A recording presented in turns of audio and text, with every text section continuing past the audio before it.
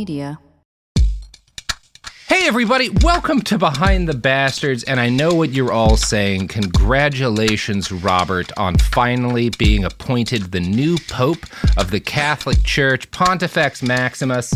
I was as surprised as anybody. I wake up in the morning, I see a phone notification that says, Vatican Conclave appoints new Pope Robert, and then the rest of the title got cut off, but I understood what the rest of it was, obviously. I've been celebrating the last couple of days, have not really checked in online, but am now going to check in with my guests for this day. Sophie Lichterman, well, not my guest, but my co-host and producer, and our guest for today, Blake Wexler.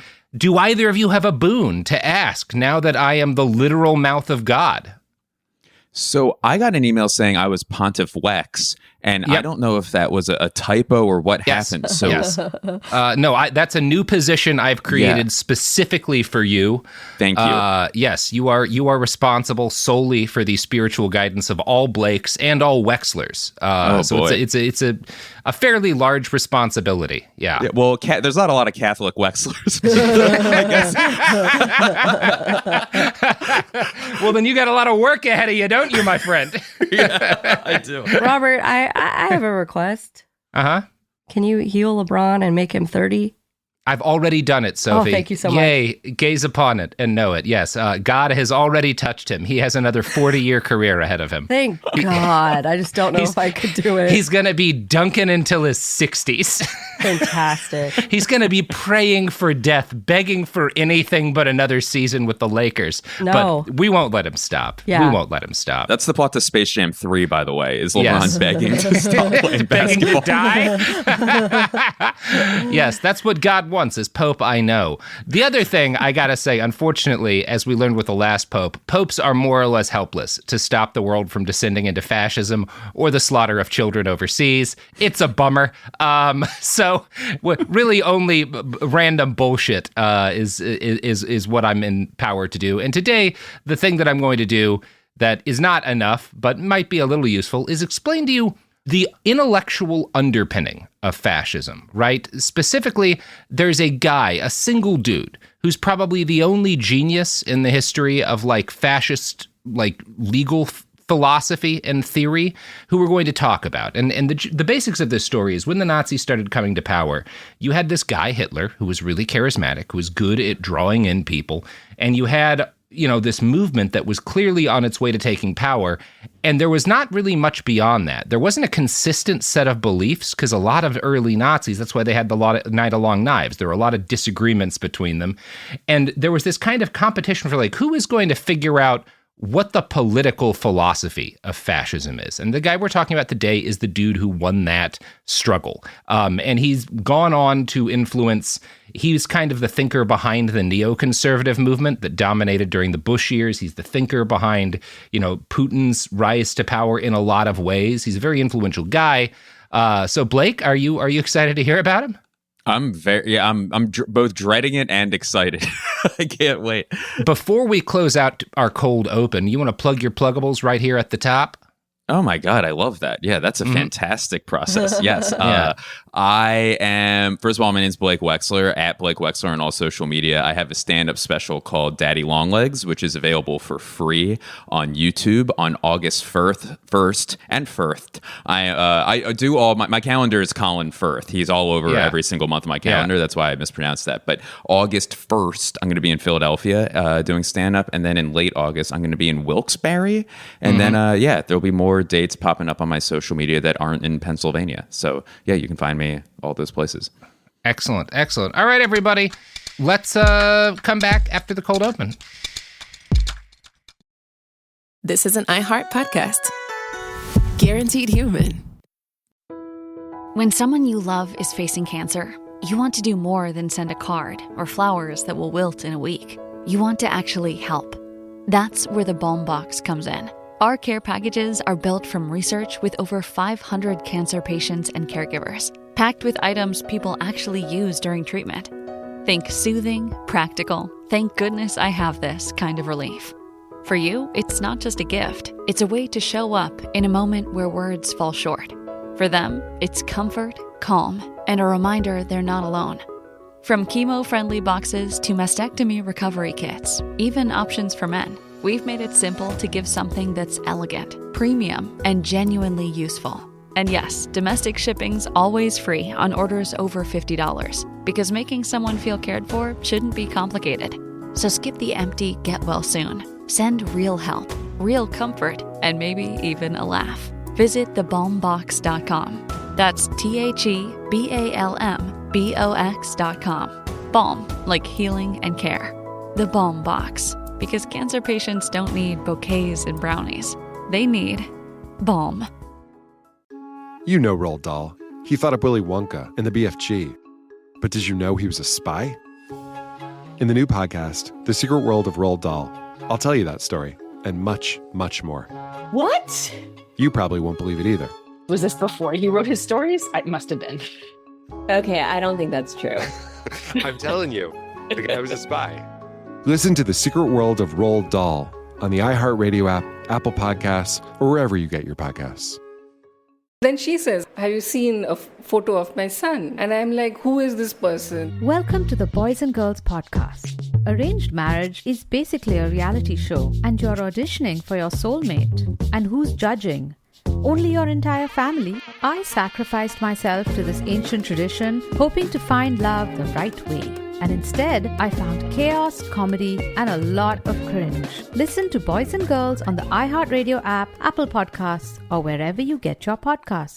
All right, son. Time to put out this campfire. Dad, we learned about this in school. Oh, did you now? Okay. What's first? Smokey Bear said to. First, drown it with a bucket of water, then stir it with a shovel. Wow, you sound just like him.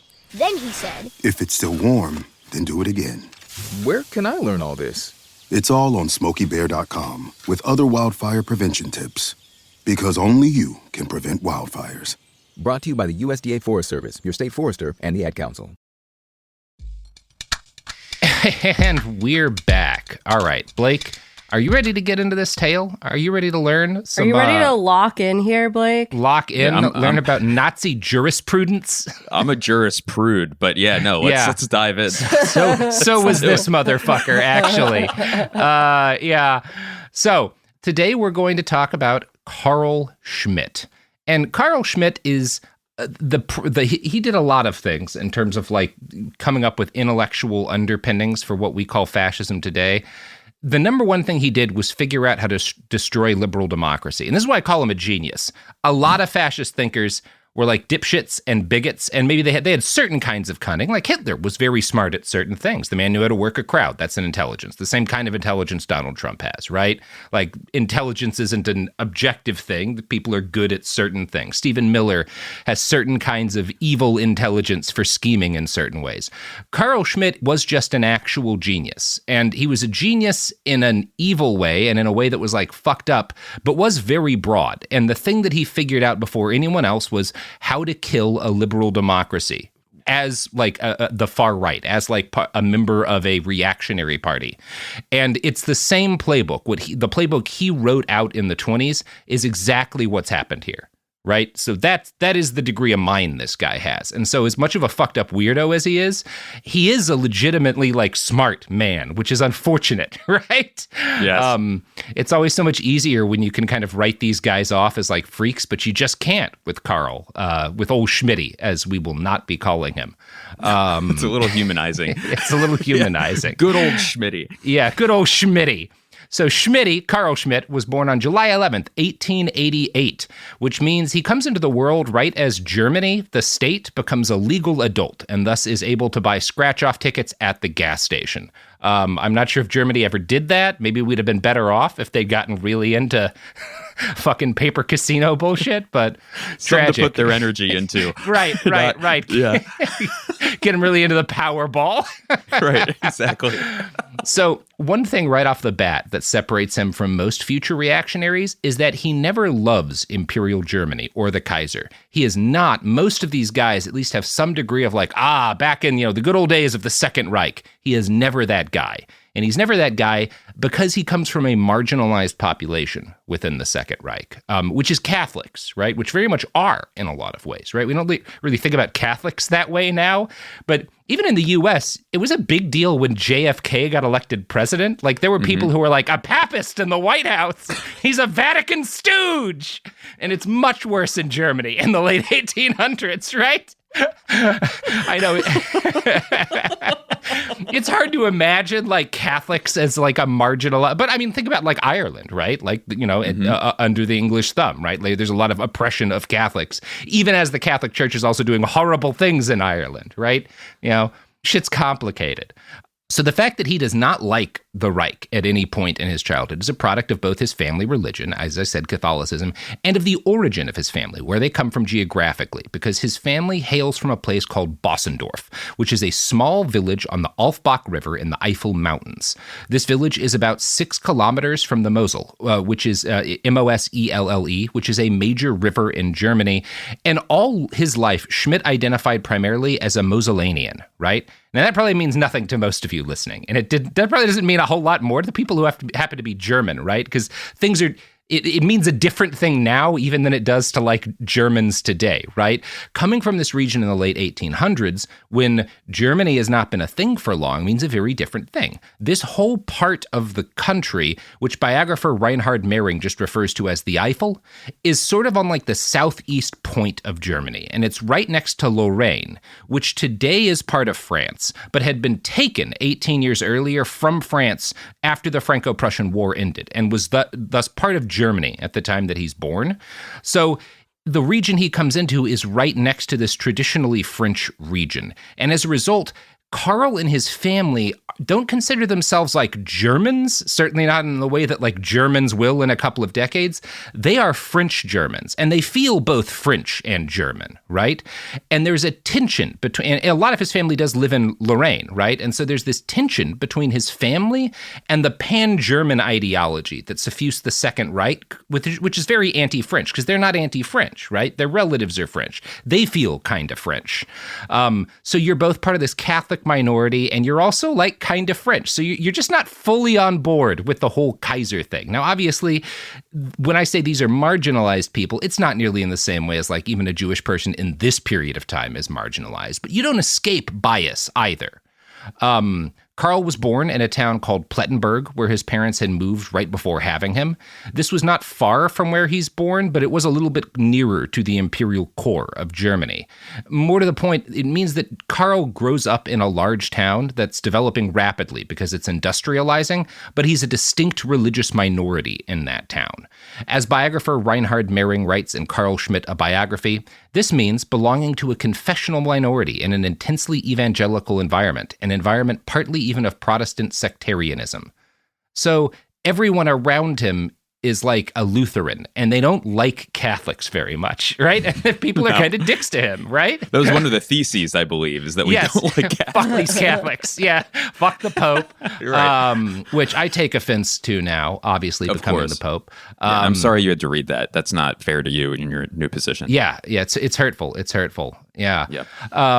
So this was particularly difficult for Catholics during Carl's early life because he is born kind of in the shadow of something that occurs at the early stages of the German Empire called the Kulturkampf, right?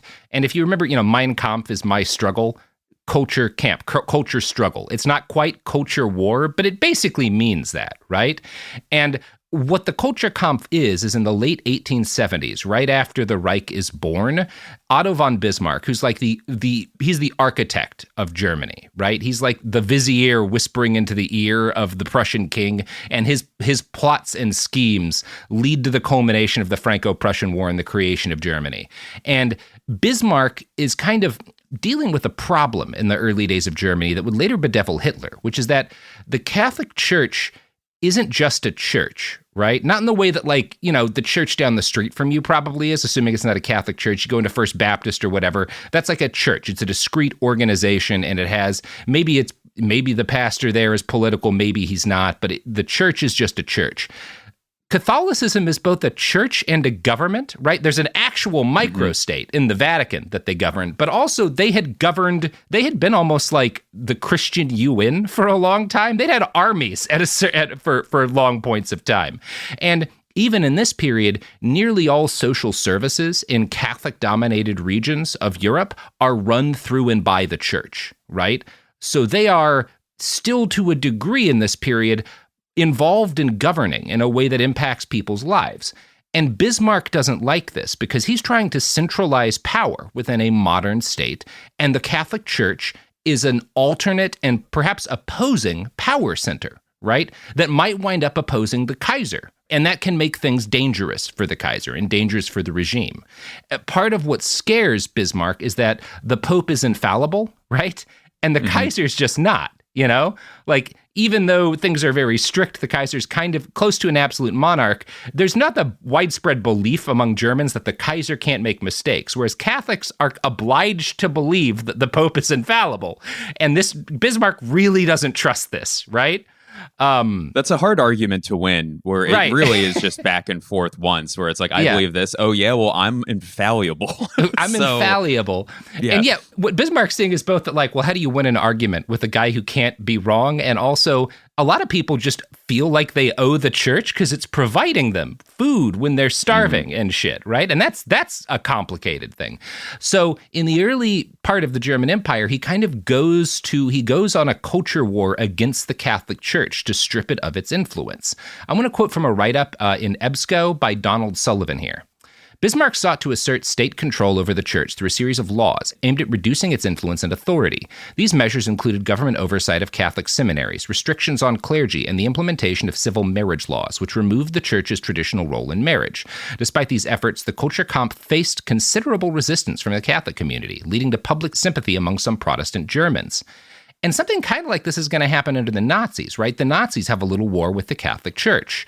The Kulturkampf does not achieve its goals. Bismarck kind of underestimates how, one thing you got to say, even if you hate it, the Catholic Church has staying power, right? It's been around for a little bit. It's been around. Yeah. They can take a punch, And Bismarck, Germany's pretty new, and he's thinking like, I'm going to roll over these fuckers, and he's like, oh no, they've got a lot of money and power. Shit. So by the late 1870s, a lot of the harshest measures he'd tried to push through had been repealed. Some stuff stays, the Catholic Church does lose. They are not in control of marriage or of education, even in Catholic regions, in the way that they had been. So it's not a total failure. This conflict has largely passed by the time Carl is born. And in fact, the year of his birth is the same year that Kaiser Wilhelm II takes the throne, which spells the beginning of the end for Bismarck. So he is not going to be in power much longer. Catholicism has kind of outlasted him, but the hostility Catholics had to the Reich kind of lingered as a result of this. And Carl's dad is a Catholic activist, right? He sits in the local parish council, and he's always fighting for the rights of Catholics. So before Carl's born, his dad is kind of fighting Bismarck on this thing. Carl later described his father this way. Throughout his life, he remained faithful to the Catholic cause in a diaspora, which was still very hard at the time. And he really admires his dad for this. He does not like his mom. Spoilers for a fascist, but mom issues with women in general. Shocking. It always starts with the mom, doesn't it? It's always all the mom. Of these guys. Yeah. So this explains why, contrary to a lot of reactionary Germans of his day, Carl's got no nostalgia for the Kaiserreich because he never feels like a full citizen of it. Another of Schmitt's biographers, Gopal Balakrishnan, describes the situation ably in his book, The Enemy. Most poor small-town Catholics lived in a world closed off from a hostile, increasingly secular society, a world in which the local priest was a revered authority in matters of politics and morality. And that's kind of where Carl is growing up. He's in this town where he's a minority. It's very cosmopolitan, but he goes to a Catholic school. So he is separated from everyone who's not a Catholic, and he lives in this kind of bubble.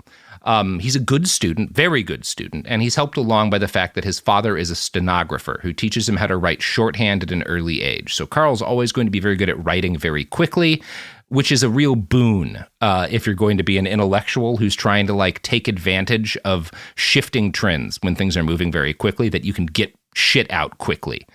Because it is either writing or speaking, right? Like you either right. have to be a great, speak. Yeah, it's one or the two. One or the two. Those are the only ways to reach people, right? Exactly. There's no like editing together a TikTok video or whatever. No, unfortunately. Tragically. To have seen Hitler's TikTok, if only for a minute. No, we don't need that. We can already see Hitler's TikTok. There's a bunch of them now. There's a lot of them now. Fuck me. So Schmitt's family are working class. They're bordering on poor in most cases. They voted for the Catholic Center Party, which is, a centrist party. Johann, who's his dad, worked at a railway station, and Carl's relatives are mostly kind of at a similar socioeconomic level, but his dad's got one brother who gets rich by selling land to mining concerns, and so he's kind of like supporting a lot of the family whenever shit's difficult or whenever a kid has like bills that their family can't afford. And he and a lot of the rest of the family pool resources when they realize how smart Carl is to invest in his education and the education of one of his brothers. He's got two other brothers. One of them's really smart. So Carl and his smart brother get a lot of money put into them. His smart brother goes on to become a medical doctor. Carl becomes a jurist. His other brother is like, I don't know, he doesn't do anything school related, right? Moron. Yeah, he's just fine. He doesn't become a howling fascist, I don't think. So, he's got that going for him. Yeah. So we know glaringly little other than this about Carl's early childhood, which he never discussed at length. He did speak positively about his dad, but he does not speak about his mom well. Mering, who is his best biographer, simply writes, Schmitt would sometimes speak about her in rather negative terms. And boy did he. We'll get to more of that later. It's tantalizing to want to pull more from these scant details, but we simply don't have it. He learned to play piano. We know that. He got good marks in school. And then at age 11, he has an experience that was familiar to all of the sons of like ambitious families at this period of time anywhere in Europe, which is that he got shipped off to like a boarding school, right? Where, time to leave your family behind and learn how to do whatever it is you're going to do. And this is the same in Germany as it is basically everywhere else. So he leaves this town where he's a member of an outnumbered religious minority for a closed world in which everyone around him is Catholic as fuck. And he lives there, a large portion of the time. His mom wants him to become a priest, right? She wants him to get into the clergy, and he's not interested in this at all. And she never forgives him for this, right? It's like your mama wants you to be a doctor or whatever, and you fall into some other career, and she's just always kind of pissed at him. Now, Carl's grades qualify him for a scholarship. Eventually, he leaves this Catholic school for a prestigious local secular gymnasium. In Germany, that means high school, which is confusing. You're not talking about going to work out. You're talking about high school, more or less. This is odd. The fact that he gets to leave his Catholic school and go to this secular school is weird because, as Balakrishnan writes, bookish Catholic children were usually singled out as potential candidates for the priesthood and would not typically have been exposed to the full course of studies at such a gymnasium. The fact that he was allowed to continue his studies suggests that his family placed more value on a secular education than was typical of their kind. Right? So even though his mom has these goals for him, he's allowed to go to a secular school when it's clear that that's what he wants. And that is kind of interesting. It does show that, like, they are also modernizing. They're not completely stuck in the old way things had been. And this going to this secular school kind of ends him as a believer. Like he stops believing in God here. This has a very humanistic curriculum, and he doesn't fully fall into like German idealism and all of these kind of like totally secular ideas. There's always a little bit of like belief in the divine that he holds to that even influences his ideas on the law, but he stops being a literal believing Catholic as a result of this education, right? One of his best friends in this period is another Carl, last name Kluxen, whose father owned a big department store in town. And Kluxen is an artsy kid, and so he kind of inducts Schmitt into the world of what we'd call like theater kids and art kids.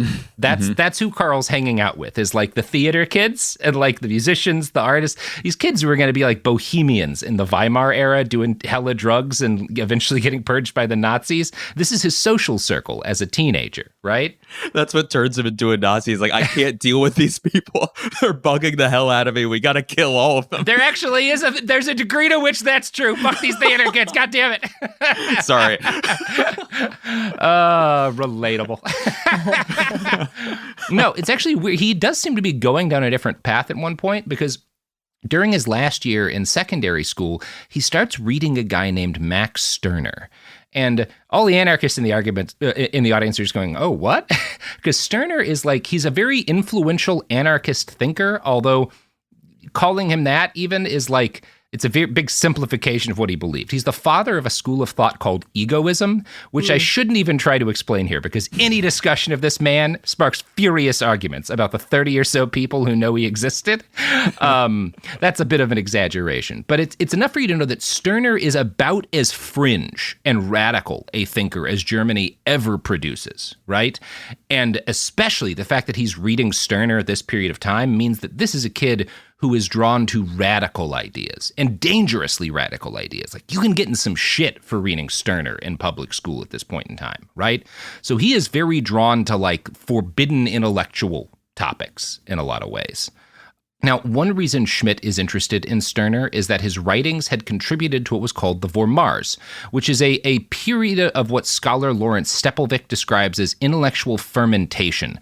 This is happening in the early 1800s, and Stirner is one of these thinkers whose like radical ideas contribute to this boiling over of intellectual like discontent with the system that contributes to a failed revolution in Germany in 1848. And in 1848, there's a shitload all over Europe. There's a bunch of failed revolutions.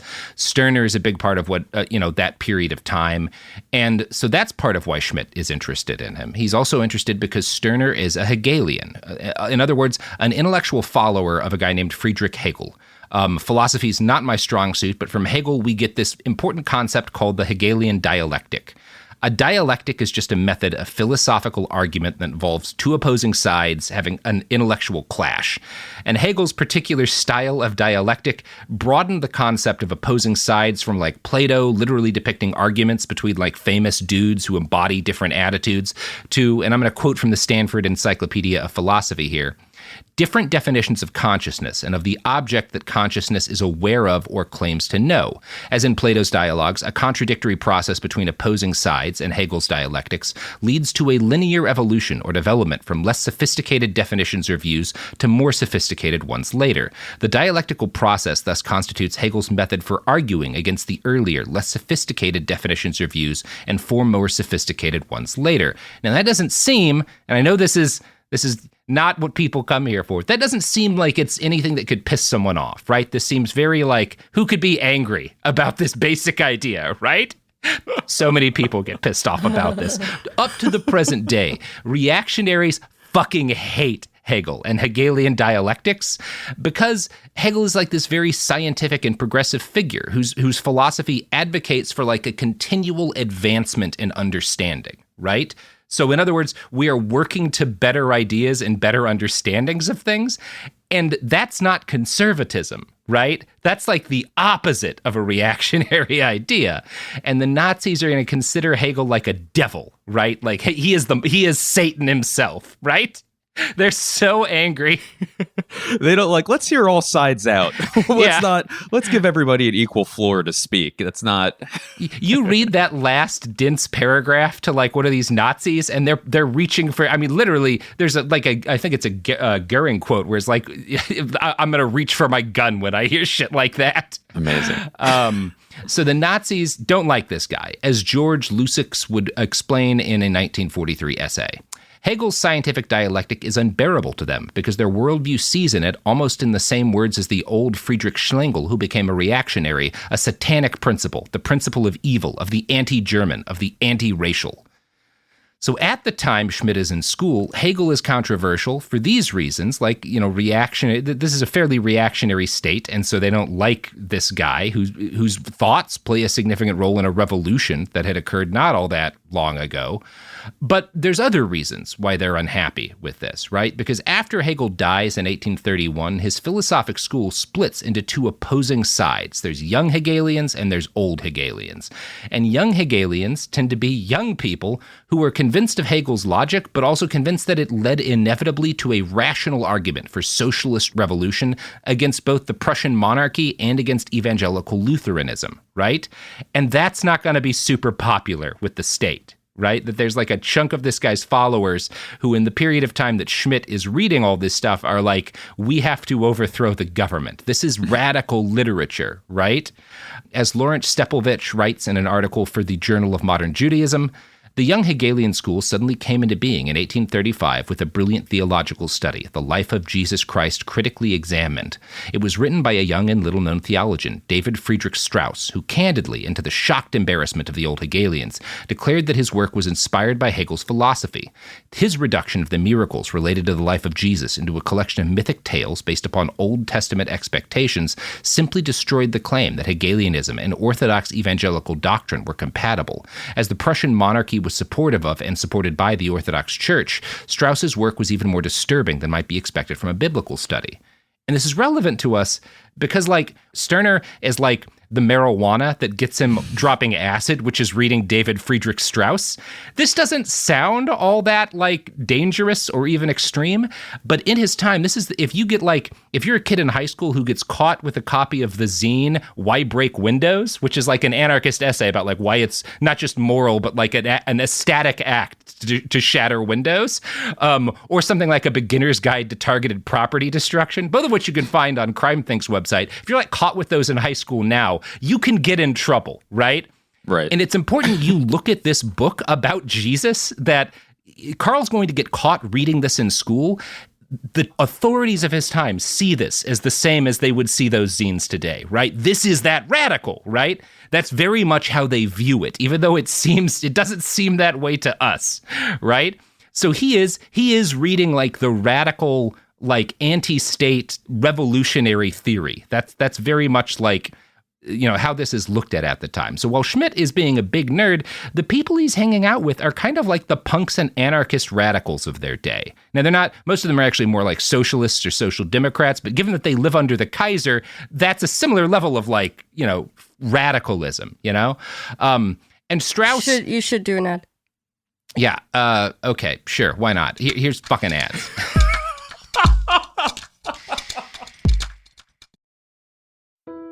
When someone you love is facing cancer, you want to do more than send a card or flowers that will wilt in a week. You want to actually help. That's where the Balm Box comes in. Our care packages are built from research with over 500 cancer patients and caregivers, packed with items people actually use during treatment. Think soothing, practical, thank goodness I have this kind of relief. For you, it's not just a gift. It's a way to show up in a moment where words fall short. For them, it's comfort, calm, and a reminder they're not alone. From chemo-friendly boxes to mastectomy recovery kits, even options for men, we've made it simple to give something that's elegant, premium, and genuinely useful. And yes, domestic shipping's always free on orders over $50, because making someone feel cared for shouldn't be complicated. So skip the empty get well soon. Send real help, real comfort, and maybe even a laugh. Visit thebalmbox.com. That's TheBalmBox.com. Balm, like healing and care. The Balm Box, because cancer patients don't need bouquets and brownies. They need balm. You know Roald Dahl, the writer who thought up Willy Wonka, Matilda, and the BFG. But did you know he was also a spy? Was this before he wrote his stories? It must have been. Our new podcast series, The Secret World of Roald Dahl, is a wild journey through the hidden chapters of his extraordinary, controversial life. His job was literally to seduce the wives of powerful Americans. What? And he was really good at it. You probably won't believe it either. Okay, I don't think that's true. I'm telling you, the guy was a spy. Did you know Dahl got cozy with the Roosevelts, played poker with Harry Truman, and had a long affair with a congresswoman? And then he took his talents to Hollywood, where he worked alongside Walt Disney and Alfred Hitchcock before writing a hit James Bond film. How did this secret agent wind up as the most successful children's author ever? And what darkness from his covert past seeped into the stories we read as kids? The true story is stranger than anything he ever wrote. Listen to The Secret World of Roald Dahl on the iHeartRadio app, Apple Podcasts, or wherever you get your podcasts. Almost 30 years together, 4 kids, and some of reality TV's most unforgettable moments. We know a thing or two about living life out loud. We're taking you behind the scenes in our new podcast, Between Us, with me, Heather Dubrow. And me, Terry Dubrow. Between Us isn't about perfect lighting or curated Instagram grids. It's the unfiltered, behind closed doors conversations you wish you could eavesdrop on. Equal parts smart, funny, and a little bit scandalous. Every week, Heather will bring you an unapologetic take on the headlines, the trends, and the cultural moments everyone's texting about. And Terry will deliver insider beauty, health, and wellness insights you won't find on TikTok. Together, we'll tell the stories, spill the secrets, and share the hacks that keep life, marriage, and everything in between feeling fresh and fun. We may live in a gated community, but there's zero gatekeeping here. And plenty of did they just say that moments? Listen to Between Us on the iHeartRadio app, Apple Podcasts, or wherever you get your podcasts. Segregation in the day, integration at night. When segregation was the law, one mysterious black club owner had his own rules. We didn't worry about what went on outside. It was like stepping in another world. Inside Charlie's Place, black and white people danced together. But not everyone was happy about it. You saw the KKK? Yeah, they were dressed up in their uniform. The KKK set out to raid Charlie, take him away from here. Charlie was an example of power. They had to crush him. From Atlas Obscura, Rococo Punch, and Visit Myrtle Beach comes Charlie's Place, a story that was nearly lost to time. Until now. Listen to Charlie's Place on the iHeartRadio app, Apple Podcasts, or wherever you get your podcasts.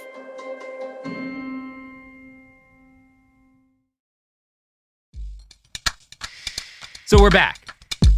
So he gets caught reading Strauss in school. He gets caught reading this book about Jesus in school, and he gets in trouble. He gets, like, detention. He's put in the fucking Breakfast Club for his like, radical reading. This is not the only thing he gets punished for when he's in his last year of high school, according to Reinhard Mehring. Quote, on August 3rd, 1906, Schmitt was punished together with 12 of his peers with 1 hour of after-school detention for breaking the rules and visiting a public house. Presumably, this was the reason he had to leave the seminary in September. Thus, in the last months before his final examination, he had to commute as a train farer. So he's also, he's kind of a wild kid. He's like reading, revolutionary literature and like breaking the rules to get fucking wasted with his friends. And he gets kicked out of seminary for being too cool, actually. It's pretty, this guy's sick. This is the only time that will trains. be the case. Yeah. Yeah. Yeah, he's hopping trains. I mean, he probably pays. He's not that cool.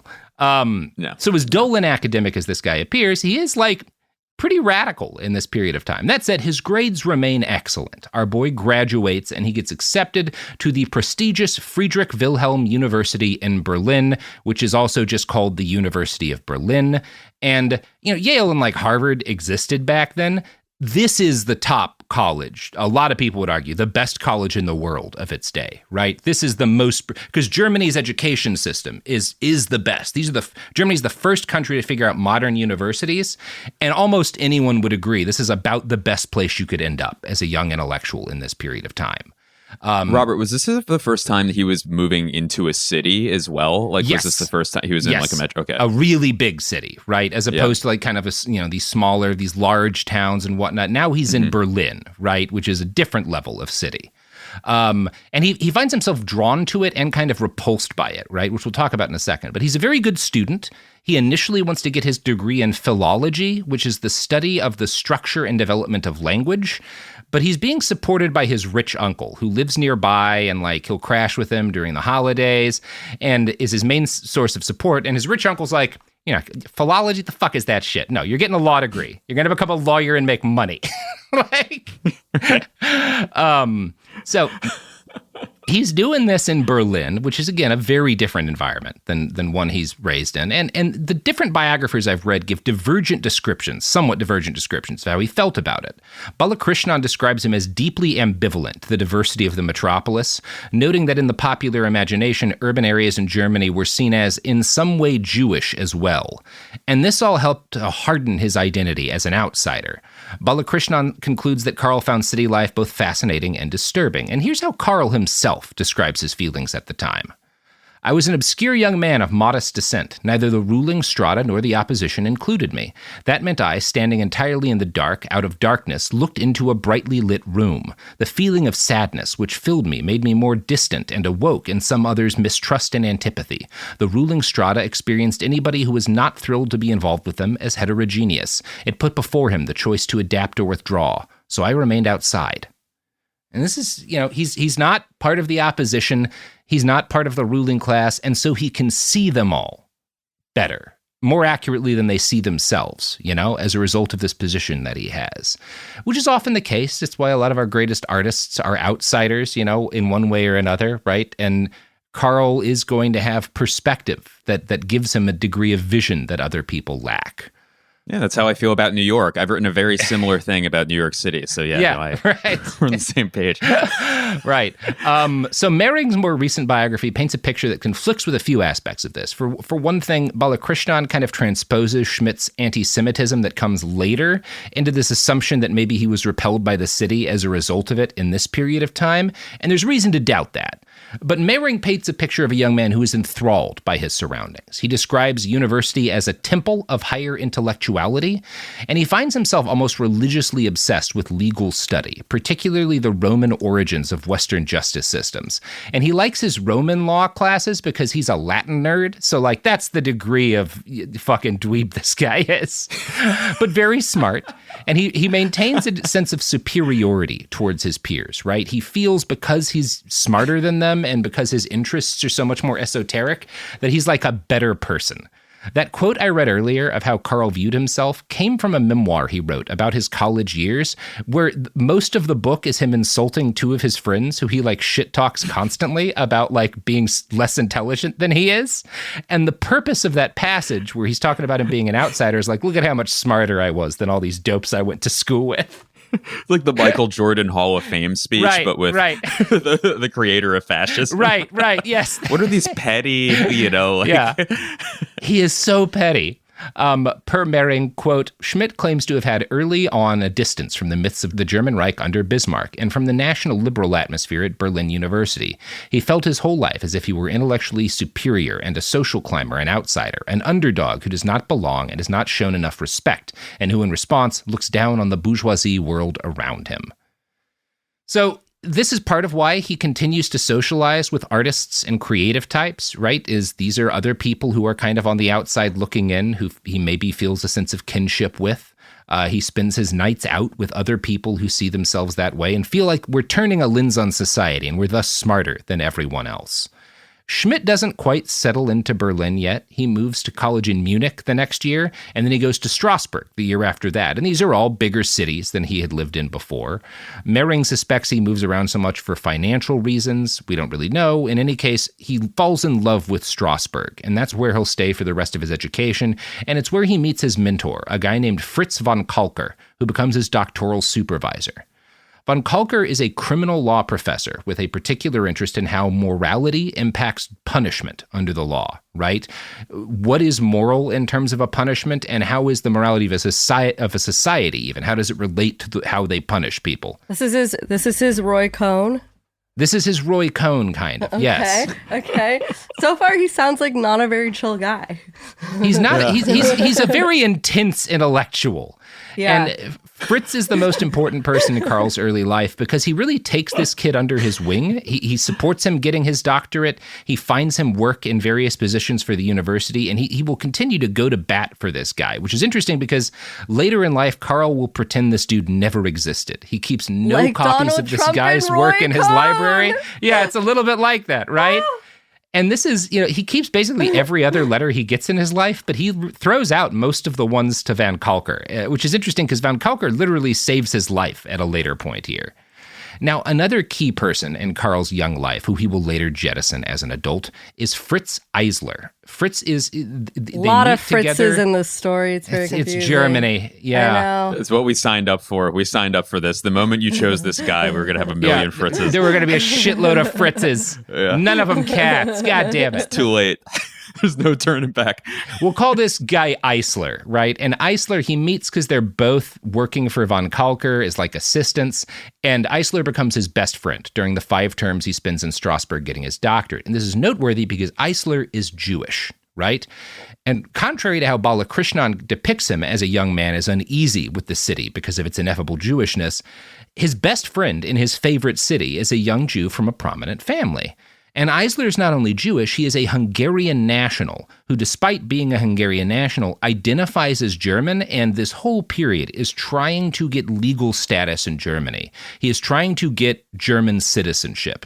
And Eisler's whole goal in life is social acceptance as a citizen of the German Reich. And this is a difficult battle for even a rich young Jewish man because nearly everybody's incredibly racist, right? So it's interesting that Schmitt isn't in this period, right?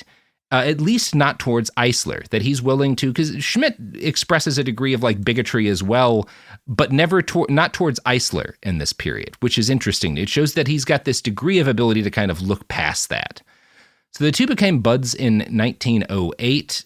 They get their doctorates in like 1910. Mehring writes that, quote, through Eisler, Schmitt for the first time came into more intense contact with Jewish people and with Judaism. And the difference in the theses that these guys pick for their doctorate is interesting to me. Eisler goes for this very standard topic, like he's analyzing a bunch of defamation lawsuits and is like, what are the ones that succeed all have in common, right? Pretty normal lawyer stuff, right? Schmitt picks a much more philosophical and a very Catholic topic. His paper is titled On Guilt and Types of Guilt, which, again, super Catholic. Yeah. But also, good God, Eisler's doing this nuts and bolts. Okay, if you're arguing for a defamation case, statistically, what is likelier to work for you? Mehring is wondering, what does it mean to be guilty, right? Guilt and types of guilt. Yeah. And why is my mom a piece of shit? And is my mom a piece of shit? Will she ever stop giving me crap? Yeah. Now, the actual content of his piece is an argument that the law fundamentally hinges on an arbitrary, free-floating element. No matter how much the law may claim to be an objective thing, it always relies to some extent on the ability of a judge to determine a sentence. In other words, you can have whole reams of law books and legislature that can give the appearance of a mechanistic system that functions based on objective measures. But the law is always at its core reliant on the discretion and decisions of individuals, right? And that's a very important realization. Now, this is in keeping with a major trend in German jurisprudence at the time, which is called the free law movement, which stands in opposition to legal positivism, which is a trend that had swept through in the 1870s with the goal of we don't want to talk about natural law, about the natural rights of man and stuff. We want to talk about what are we saying are people's rights? What are we saying is legal and illegal, right? So there's a struggle between people who want this absolute code that handles how things should be adjudicated in every situation versus people who are no, the creative power of a judge to interpret justice matters, right? And Schmitt simultaneously recognizes there's this arbitrary core to the legal code, but he also starts to value what he described as higher law, this sort of maybe even divine natural justice that the law is always moving closer to representing. And he writes about guilt not as an internal thing, but as a legal category. In other words, he concludes that it doesn't matter if you've done what the state accuses you of. Guilt is a legal status, and moral norms are bound by the law, not the other way around. And you can kind of see how a man making conclusions like this might wind up as a fascist, right? Guilt is a category. What you did is immaterial. Guilt's the marijuana of the fascism acid. Right. Yes. To continue using the gateway drug metaphor. Right. So when he's not writing wonky legal arguments, he and his friend Eisler attempted to start a satire magazine. And God, this must have been fucking unreadable because they're doing this. Oh my God. Just imagine your most up their own asshole friends in college. They make a satire magazine that's mostly about Friedrich Nietzsche, Thomas Mann, Walter Rathenau, all these German intellectuals that they have issues with, that they're just making as teenagers making fun of these these great intellectuals that are part of German culture. And it seems to be the whole reason for this magazine seems to be that all these guys are respected contributors to German culture, and Schmitt wants to take them down a peg to prove he's not like everyone else. And I wonder, maybe Eisler, as a Hungarian and as a Jew, maybe feels a similar need, right? Where like, these guys aren't any better than I am. Like, yeah, let's fucking puncture them a little bit. Now, they hoped that this would sell and make them money. Again, they are delusional. This does not, like, this satire magazine is not going to take off. There's no era in the history of the human race. Absolutely not. No, it's Mad Magazine, but it's all about Nietzsche. Like, okay. Maybe calm down. Yeah. Maybe just read that yourself. Maybe just read that in your own home. Yeah, that might just be for you and your friend Eisler. Yeah. So because they can't make money off of this, and Schmitt is struggling, he is basically is going to spend like the first almost decade of his adulthood as an intern, unpaid, because that's what being an academic means in this period of time. So you have to have support from someone. And Eisler begs his family, like, hey, this friend of mine is brilliant and he's a good guy. He's not a racist. We've got money. Dad, will you give money to this guy, right? And as a matter of fact, for like most of his 20s, up until World War I, the Eislers will be Schmitt's primary source of financial support. This Jewish family really keeps this kid from starving, you know? Which, given what he's going to do to Jewish people later, is just an extra level of fucked.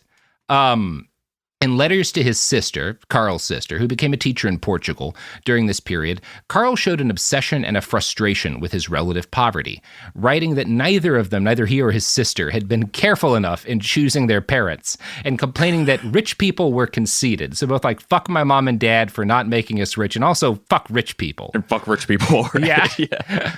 One letter he sent her on the subject included this interesting line. This is what makes our times so dreadful, that the individual person, what he is and what he can do, never matters, only the role that he can play in society. You know, that's an interesting issue. Yeah, I think it's not an uncommon thing to feel during this period of time, right? Yeah. No one cares about who I am, just like what I can do, how much money I can make, and that's like, it's kind of fucked that society works that way. And it's that type of humor that made that satire take off. that made his magazine really take off. National Lampoon acquired it for $3 million. Yeah. Now, that's a very, like, wow, easy to identify with sentence. Mm-hmm. Here's the one that's less easy to identify with. So he warns his sister in the same letter to be careful with men. Quote, don't trust these Portuguese happy-go-lucky windbags an inch. Don't even begin anything with them. Same sentence, by the way. There was same sentence. There was a semicolon. Oh, society judges us on all these bullshit things. Don't ever trust a Portuguese man. While we're at it, these windbags, these fucking Portuguese windbags. So, after a brief period working for his brother as a lawyer's assistant, he continued to squeak by as an academic, lecturing and getting bits of work off the strength of his now published thesis. In his free time, he flirted and seems to have gone after women compulsively. Mehring describes this as like his in his own mind, his original sin is that this guy just can't stop trying to fuck. Like, he is really horny and has bad judgment and is constantly screwing around. He may have actually been kind of a player at one point. It's a little hard to tell, but like his earliest serious fling that we have evidence with is this pair of Jewish sisters, the Bernsteins, who he's like in a love triangle with. He's like, and it's unclear given the time, is he just flirting with both of them, or are they actually like going at it, right? But he wants to marry one of them, Helene, but he's also kind of stringing the other along. Like he's got a triangle with these two sisters. Yeah, I don't know. This sounds like Portuguese windbag behavior to me. He sounds like a Portuguese windbag, sounds like a Portuguese windbag. Now he tries to marry Helene, and again, these sisters are Jewish. So the fact that he wants to marry this woman at one point is really interesting. Again, given what he's going to become, but her family won't let him because he has no money. And like, this is not just, this is a thing any German father pretty much would have had said at the time. It's like, well, you're an academic, maybe you'll have a career, but right now you literally don't have income. So no, you can't marry my daughter. You have no way of supporting her, right? This is not a thing that just would have happened because of like the religion of her father. This was a totally normal thing at the time. And this is something that's driving him crazy, that he can't get married, right? He has nothing coming in. And he starts to get increasingly angry at society, which we see in his letters to his sister. Quote, "Every person is vehemently egotistic, and it is a miracle they do not murder and poison each other, but inquire about the weather instead." So he's become very black-pilled at this point in time. He can't get married. He seems locked out at this point from and so close to being where he needs to be, right? But he just can't cross that border because he was born poor.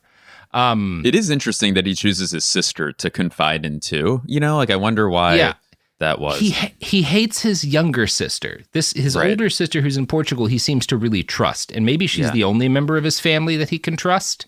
It kind of does seem that way. A mother figure. Yeah, maybe a little bit of maybe, or at least somewhat how he would have liked to have felt about his mother. Yeah. His chosen mother. Yeah. Speaking of poisoning and murdering each other, don't do that. Listen to ads. Okay. When someone you love is facing cancer, you want to do more than send a card or flowers that will wilt in a week. You want to actually help. That's where the Balm Box comes in. Our care packages are built from research with over 500 cancer patients and caregivers, packed with items people actually use during treatment. Think soothing, practical, thank goodness I have this kind of relief. For you, it's not just a gift. It's a way to show up in a moment where words fall short. For them, it's comfort, calm, and a reminder they're not alone. From chemo-friendly boxes to mastectomy recovery kits, even options for men, we've made it simple to give something that's elegant, premium, and genuinely useful. And yes, domestic shipping's always free on orders over $50, because making someone feel cared for shouldn't be complicated. So skip the empty get well soon. Send real help, real comfort, and maybe even a laugh. Visit thebalmbox.com. That's TheBalmBox.com. Balm, like healing and care. The Balm Box, because cancer patients don't need bouquets and brownies. They need balm. Almost 30 years together, 4 kids, and some of reality TV's most unforgettable moments, we know a thing or two about living life out loud. We're taking you behind the scenes in our new podcast, Between Us, with me, Heather Dubrow. And me, Terry Dubrow. Between Us isn't about perfect lighting or curated Instagram grids. It's the unfiltered, behind-closed-doors conversations you wish you could eavesdrop on. Equal parts smart, funny, and a little bit scandalous. Every week, Heather will bring you an unapologetic take on the headlines, the trends, and the cultural moments everyone's texting about. And Terry will deliver insider beauty, health, and wellness insights you won't find on TikTok. Together, we'll tell the stories, spill the secrets, and share the hacks that keep life, marriage, and everything in between feeling fresh and fun. We may live in a gated community, but there's zero gatekeeping here. And plenty of did they just say that moments? Listen to Between Us on the iHeartRadio app, Apple Podcasts, or wherever you get your podcasts. Segregation in the day, integration at night. When segregation was the law, one mysterious black club owner had his own rules. We didn't worry about what went on outside. It was like stepping in another world. Inside Charlie's place, black and white people danced together. But not everyone was happy about it. You saw the KKK? Yeah, they was dressed up in their uniform. The KKK set out to raid Charlie, take him away from here. Charlie was an example of power. They had to crush him. From Atlas Obscura, Rococo Punch, and Visit Myrtle Beach comes Charlie's Place, a story that was nearly lost to time. Until now. Listen to Charlie's Place on the iHeartRadio app, Apple Podcasts, or wherever you get your podcasts. You know Roald Dahl, the writer who thought up Willy Wonka, Matilda, and the BFG. But did you know he was also a spy? Was this before he wrote his stories? It must have been. Our new podcast series, The Secret World of Roald Dahl, is a wild journey through the hidden chapters of his extraordinary, controversial life. His job was literally to seduce the wives of powerful Americans. What? And he was really good at it. You probably won't believe it either. Okay, I don't think that's true. I'm telling you, the guy was a spy. Did you know Dahl got cozy with the Roosevelts, played poker with Harry Truman, and had a long affair with a congresswoman? And then he took his talents to Hollywood, where he worked alongside Walt Disney and Alfred Hitchcock before writing a hit James Bond film. How did this secret agent wind up as the most successful children's author ever?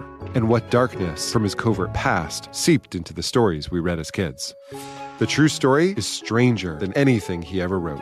Listen to The Secret World of Roald Dahl on the iHeartRadio app, Apple Podcasts, or wherever you get your podcasts. We're back. So obviously this is 1912. World War I is right around the horizon, but Carl doesn't know that yet, and he is much more concerned with matters of the heart than the fact that everything is about to get really fucked up for everybody in his world. He had been banned from the Bernstein house after continuing to pursue Helena after her parents said no. So he is that kind of suitor. Like, he will not give up. And eventually her dad's like, motherfucker, I'm calling the cops if you come back here again. Mm-hmm. The good news for him is that within weeks of this, he meets a Spanish dancer at a cabaret. She calls herself Kari. And when they strike up a relationship, she tells him her full name is Pauline Carita Maria Isabella von Dorothek. Now, if you know German, von means someone is a noble, right? Like, that's a marker that you are of the nobility. And this woman is claiming to be the daughter of a noble family. And so as soon as he's like got the interests of this dancer who's like got noble blood, he drops all interest in these sisters he's been pursuing. And he writes to his sister, I now have a delightful friendship with a Spanish dancer. Now, Kari is not Spanish. She is also not a noblewoman. Every aspect of Kari's life was fake. She claimed to be the daughter of a Croatian lord who had died, which had forced her to travel to Munich to live with a cruel aunt, which is basically a Disney fable. Yeah. She also claimed that she'd been born a week after Carl, when in reality she was 5 years older than him. She was the illegitimate daughter of a Viennese woman and a Croatian plumber.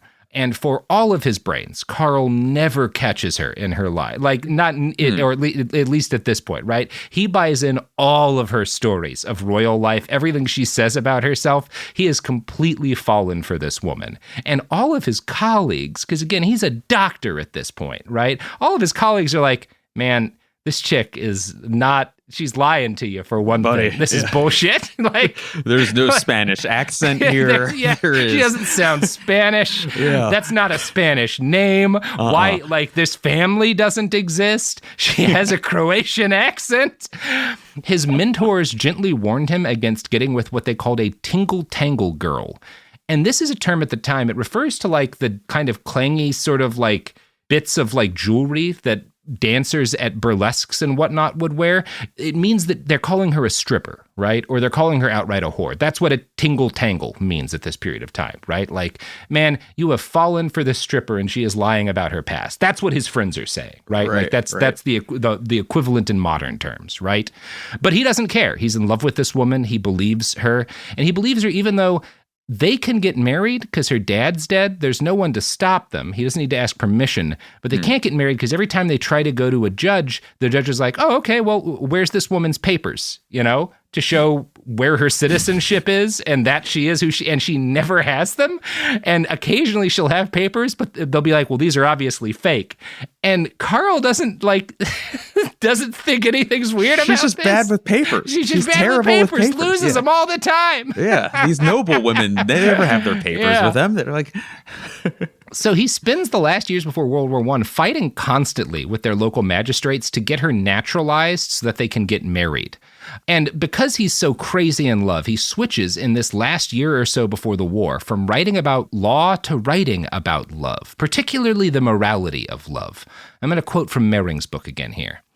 From October 12th, the diary contains a passionate love letters and an ecstatic philosophy of love that aims to base love on permanence and enforce faithfulness by idealizing love as devotion to an idea. Schmitt wanted to conceive of his love from the perspective of eternity, a perspective in which Kari then had no predecessor and no successor, right? He can't let himself imagine, and again, this woman is an exotic dancer. She has a relationship history prior to him. 100%. He's trying to build this cosmology in which there's never been a before, right? Because then he just is not secure enough in that idea, right? This happens all the time. Like, this is like constantly. Constantly. Yeah, it's like a very common thing, I fear. My wife has never seen a man before. Right. She still hasn't, to be completely honest. Yes, never. Talking about myself. Why start now? But it is interesting that he has to intellectualize this, the way he does his attitudes about the law, right? Where he's like building this almost like natural law attitude about how love works in order to like avoid being insecure. It's going to give you an idea of how good he will be at twisting based on his own kind of feelings, his understanding of like the law and these things that are supposed to be objective, but that really are not. He starts writing that his past pursuit of the Bernstein sisters was a mistake, but obviously it's their mistake, not him. He writes that he had been, quote, painfully ambushed by a vain, common, ugly, and arrogant virago who is now in possession of love letters from me. She has foisted herself on me as an addressee. Thus I spit her out as a whole person. I have no more to do with her. I wash my hands clean. I took excrement for gold without letting slip from my fingers the pure gold that I now hold in my hands. And he's like, it's her, like, because, again, the fact that he had been in love with this woman and had, like, written her letters means that this relationship he's in, even his side of it, isn't as pure as he wants to pretend, and it's her fault, right? She ambushed me. She forced me to write her letters. You tricked me. Yeah. Meanwhile, the honest person that he's currently with, that's not a trick at all. But no, that's not a trick at all. No. Or just the fact, like, yeah, man, shit changes. People feel different ways about people over time. That's fine. Like, you could just accept that. Some shit's shit. Some shit's gold. Yeah, right. Anyway, this is where we're going to leave Carl on the eve of World War I, right? This guy who is starting to become the thinker who's going to define a lot of what becomes Naziist jurisprudence. He's also real big issues with women, right? Yeah. Yeah. So how we feeling, Blake? Yeah, what's a German for incel? What is what is Except that? he's kind of getting laid. Like, yeah, that he is isn't true. Like, he's not. I don't know where we land on this guy, but he isn't. You know, that flew by. It is really interesting to get, because it's almost like seeing the first piece of shit, like the modern piece of shit that we have now. Yeah. It is interesting seeing the building blocks of how it came together, you know, especially knowing what he turns into. There are so many clues of, oh, look, he wants to, this is how he's breaking down this establishment, and that establishment is trying to date these Jewish sisters. Like he broke down that democracy, you know, and it's interesting to see how he wants to do it going forward. But yeah, this is fascinating so far. Yeah. Well, that is what we're going to be continuing from next time. All right. So Blake, you want to plug your pluggables here? I would love to plug some pluggables. So hell yeah. I am going to be in Philadelphia August 1st doing stand-up there. I'm going to be in Wilkes-Barre at the end of August. And I also have a comedy special called Blake Wexler, Daddy Longlegs. And depending on when this comes out, I'm biking in this thing called the Eagles Autism Challenge. It raises money for autism research, autism awareness. So there's donation links. I know times are tough, but if you could spare anything, that link is in my bio on at Blake Wexler on all social media. Amazing. All right. Check that out. And don't become a jurist. No, don't do that. Turns out the laws are just what people in power decide they want them to be, and you shouldn't have that much faith in the law meaning anything objective, because just read the news for 10 minutes. You'll see why. Anyway, we're done. Don't even need the full 10. Goodbye. Behind the Bastards is a production of Cool Zone Media. For more from Cool Zone Media, visit our website, coolzonemedia.com, or check us out on the iHeartRadio app, Apple Podcasts, or wherever you get your podcasts. Behind the Bastards is now available on YouTube. New episodes every Wednesday and Friday. Subscribe to our channel, youtube.com/@BehindTheBastards. When someone you love is facing cancer, you want to do more than send a card or flowers that will wilt in a week. You want to actually help. That's where the Balm Box comes in. Our care packages are built from research with over 500 cancer patients and caregivers, packed with items people actually use during treatment. Think soothing, practical, thank goodness I have this kind of relief. For you, it's not just a gift. It's a way to show up in a moment where words fall short. For them, it's comfort, calm, and a reminder they're not alone. From chemo-friendly boxes to mastectomy recovery kits, even options for men, we've made it simple to give something that's elegant, premium, and genuinely useful. And yes, domestic shipping's always free on orders over $50, because making someone feel cared for shouldn't be complicated. So skip the empty get well soon. Send real help, real comfort, and maybe even a laugh. Visit thebalmbox.com. That's TheBalmBox.com. Balm, like healing and care. The Balm Box, because cancer patients don't need bouquets and brownies. They need balm. Then she says, have you seen a photo of my son? And I'm like, who is this person? Welcome to the Boys and Girls Podcast. Arranged marriage is basically a reality show, and you're auditioning for your soulmate. And who's judging? Only your entire family? I sacrificed myself to this ancient tradition, hoping to find love the right way. And instead, I found chaos, comedy, and a lot of cringe. Listen to Boys and Girls on the iHeartRadio app, Apple Podcasts, or wherever you get your podcasts. You know Roald Dahl. He fought up Willy Wonka in the BFG. But did you know he was a spy? In the new podcast, The Secret World of Roald Dahl, I'll tell you that story and much, much more. What? You probably won't believe it either. Was this before he wrote his stories? It must have been. Okay, I don't think that's true. I'm telling you, the guy was a spy. Listen to The Secret World of Roald Dahl on the iHeartRadio app, Apple Podcasts, or wherever you get your podcasts. All right, son. Time to put out this campfire. Dad, we learned about this in school. Oh, did you now? Okay. What's first? Smokey Bear said to. First, drown it with a bucket of water, then stir it with a shovel. Wow, you sound just like him. Then he said. If it's still warm, then do it again. Where can I learn all this? It's all on SmokeyBear.com with other wildfire prevention tips. Because only you can prevent wildfires. Brought to you by the USDA Forest Service, your state forester, and the Ad Council. This is an iHeart podcast. Guaranteed Human.